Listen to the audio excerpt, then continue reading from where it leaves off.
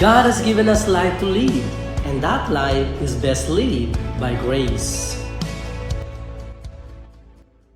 Good day everyone! Kumusta po kayong lahat? Salamat po sa patuloy ninyong pagsubaybay sa programang ito ng Life and Grace. Ito po si Baljamin Tatlong Hari, ang inyo pong palagi ang kasama. Sa araw pong ito, tayo po ay magpapatuloy sa ating pinag-uusapan na topic po. Ito poong effortless change, and we are already in episode number 6. Today's episode, ang pag-uusapan po natin ay understanding the word for your harvest. Last week's episode po ay natapos po tayo sa mga verses ng Mark chapter 4. At nais ko pong balikan po natin ito, subalit sa English version ng New King James Version. Ganito po ang sabi sa verse 26 and 27 ng Mark chapter 4. And he said, "The kingdom of God is as if a man should scatter seed on the ground, and should sleep by night and rise by day. And the seed should sprout and grow, he himself does not know how." So pinag-uusapan po natin ang patungkol sa seed, time, and harvest. Sinabi po natin noong nakaraan na sa atin pong natural world, everything revolves around seed, time, and harvest. Lahat po ito, lahat po. Alam po natin na kailangan ang preparations, kailangan po yung pagtatanim at paghihintay o yung tinatawag nating paglago. At sa tamang panahon, saka pa lamang tayo magsisimulang mag-harvest o umani. So, ito po ay naiintindihan ng karamihan. Subalit, kaparehas lang din po ito in the spiritual world, na ang salita po ng Diyos ay siyang seed o binhi na atin pong itinatanim sa ating mga puso. At sa pagdaan ng panahon ay magdadala ito sa atin ng pag-ani ng mga pagbabagong tungo sa lalong pag-unlad sa buhay at sa pagmiministeryo. Ito po yung ating pinag-usapan noong nakaraan.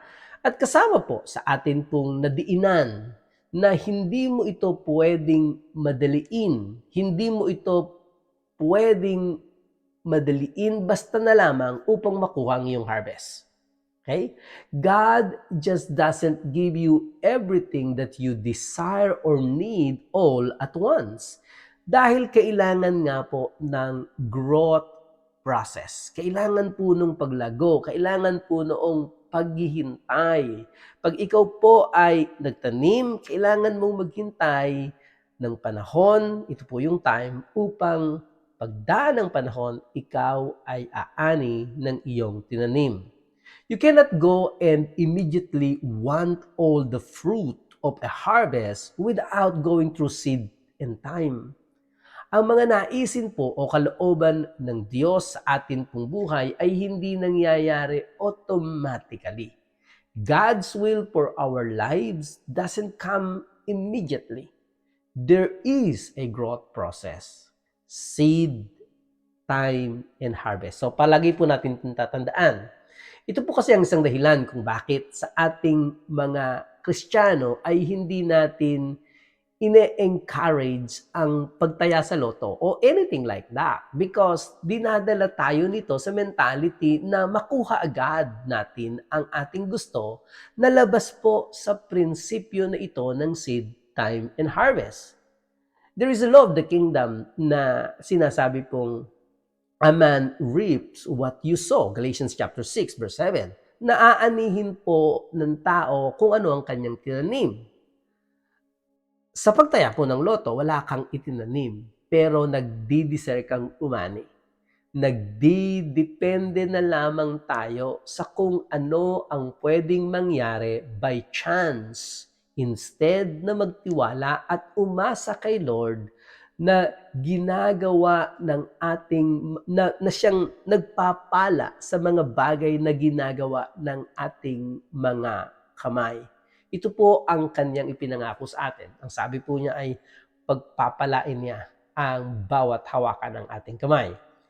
Kasama po sa process ng growth ang understanding the word. Ito po yung title ng ating episode na may kinalaman po sa ating pag-ani. Alam niyo po sa parable of the sower sowing seeds ay ipinaliwanag po ni Jesus yung unang klase po ng lupa.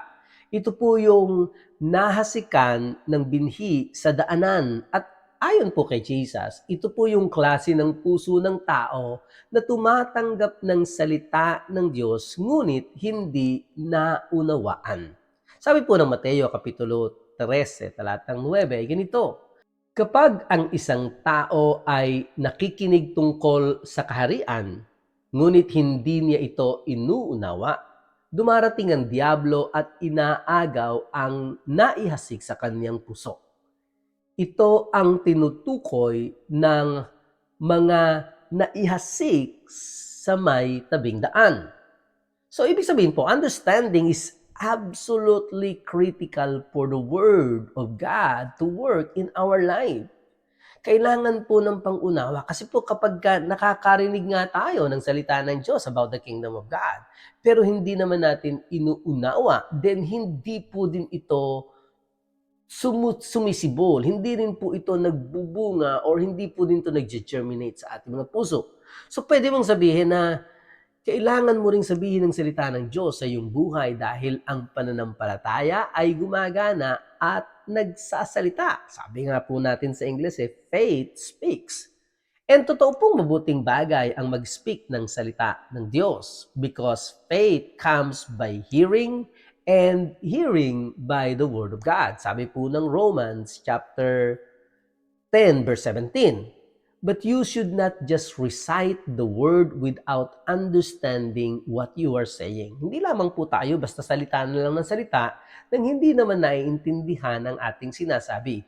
May mga tao po kasi na ginagamit o binabanggit ang salita ng Diyos na para na lamang bang mantra. Yung bang paulit-ulit na lamang kaya hindi po nakakakita ng epekto ng mga sinasabi nila because they lack understanding. Again, it's good to speak the word of God to your situation, but not like those people who are just reciting out of tradition. Kagaya po ng kalimitang napapansin ko rin minsan kapag ka po may bigla ang masamang pangyayari, ay sasabihin po ng isang Kristiyano na yung words of rebuke para po sa diablo. Sasabihin na, in Jesus' name. At paulit-ulit po magsasalita ng hallelujah, hallelujah. Na para bang dito po lumalayo ang diablo kung naandoon man. Aside pa po doon sa pananalangin ng paulit-ulit na wala naman pong kinararatnan. And I don't think na nauunawaan nila ang meaning ng kanilang ginagawa. They were not doing it with their understanding. The devil is not afraid of tradition. Hindi po takot ang diablo dyan. Kahit pa nga mag-recite kayo ng mga Bible verses, kung hindi naman natin naiintindihan ng mga ito, hindi rin po takot ang diablo dito. These verses are not going to cast out a demon. It has to involve something more than repeating some prayer over and over or quoting some scripture. Kailangang naiintindihan natin bakit natin ito ginagawa o bakit natin sinasabi ang particular na salita ng Diyos o pangako ng Diyos sa sitwasyon na yon. Kailangan nating maggamit ang wisdom ng Panginoon. Sabi nga po ng Proverbs chapter 4 verse 7 ay ganito, wisdom is the principal thing. Therefore, get wisdom. And with all thy getting, get understanding. So, sa lahat po daw ng kukunin natin ay kumuha tayo ng pangunawa. Sabi po sa wikang Tagalog ay ganito, Kawikaan, Kapitulo 4, talatang 7, pinakamahalaga sa lahat ang karunungan at pangunawa. Sikapin mong magkaroon nito kahit na maubos pa ang lahat ng kayamanan mo. So, wisdom and understanding is far better than the wealth that we can have. At kailangan mong maintindihan ang salita ng Diyos. Kailangan mong gamitin ang karunungan ng Diyos upang maunawaan ang kanyang salita. Hindi po pwedeng kunin ang salita ng Diyos at gamitin mo yung sarili mong pangunawa. Kailangan mo ng wisdom and understanding mula sa Diyos.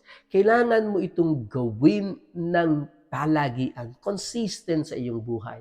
Kailangan mo itong maging bahagi, kailangan itong maging bahagi ng iyong sarili na consistent nga po itong nangyayari sa iyong buhay. You have to put the seed of God's word in your heart and let it conceive, and that is understanding. The only way you are truly going to see your life change and watch God's best just come out of your born again spirit is to read and meditate on the word and understand it.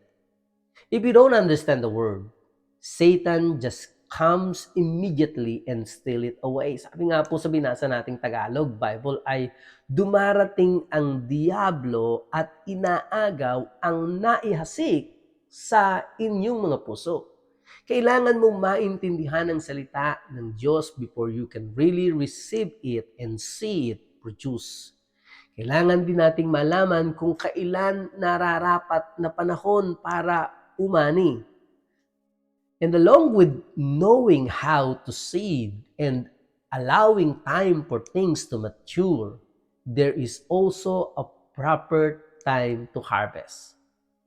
Pag-uusapan po ng mas malalim to sa mga susunod po. Kung aanihin mo agad nang wala pa kasi sa tamang panahon, hilaw po ang iyong maaani at hindi na ito mahihinog.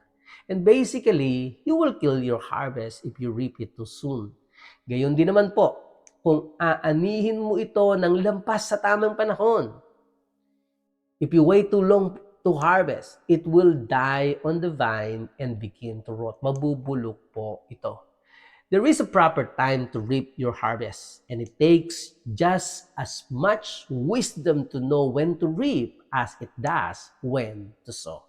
Itutuloy po natin ang linya ng topic na ito sa susunod po nating episode. Kaya po, akin po sinasabi po sa inyo, sundan niyo po ang susunod na episode at malalaman po natin ang tamang panahon ng pag-ani.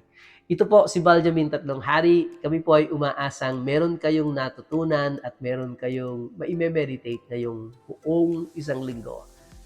Nagsasabi po kami, life is best lived by grace. Shalom!